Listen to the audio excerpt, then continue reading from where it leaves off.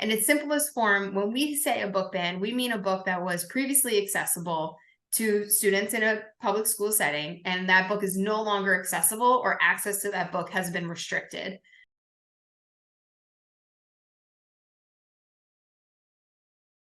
Over the last 2 years, Genderqueer by Maia Kobabe is the most frequently banned books.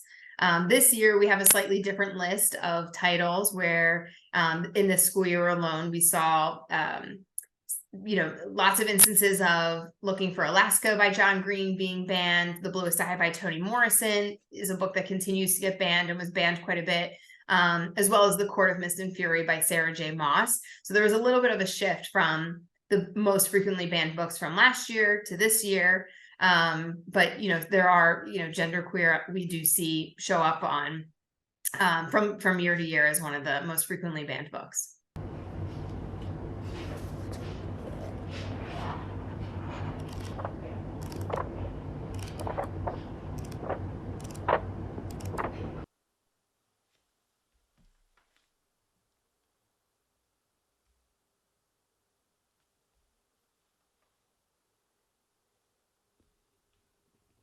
Why are they fighting so hard to keep these pornographic books in school? It just doesn't make any sense to me. We're really focused on the process of books and how they're getting into school libraries and how parents are able to ask questions and challenge things. And so, parents have the fundamental right to direct the education, the upbringing of their children. That's their education, as I said, their medical care, their morality, their religion.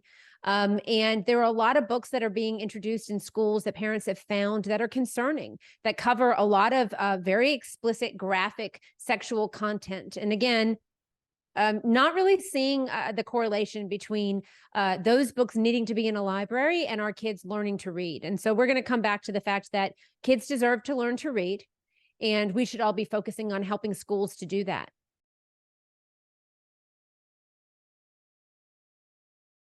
What we did was we found just about 450 classrooms. So it's a nice big sample size. And we performed a pre-study about what resources they had, what the reading results had been. We performed an intensive evaluation for a 6-month period, and really to genuinely ask the question, what happens? What happens? And what we found were the two main findings. Number one is kids read more. The books are interesting, they're captivating. So collectively, the kids in the classrooms that received the book grants increased their collective number of hours read by 4 hours per week.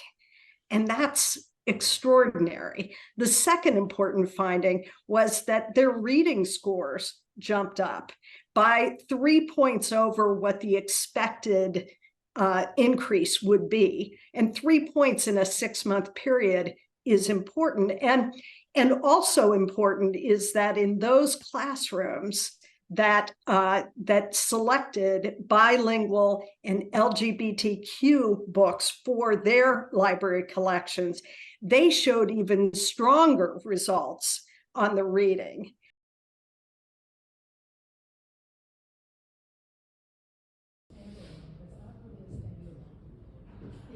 When you look at Black, Latino, Native kids who are in the 4th grade in the United States right now, you find that just over 80% of them are not proficient in reading. 80%.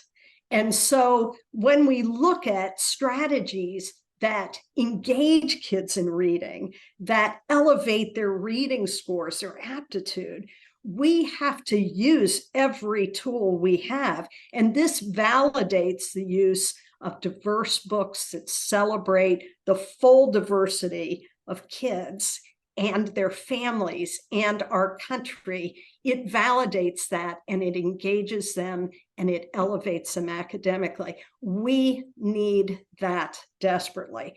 Listen, if you can't read the book, then forget about identifying with anybody. And that's where we are right now.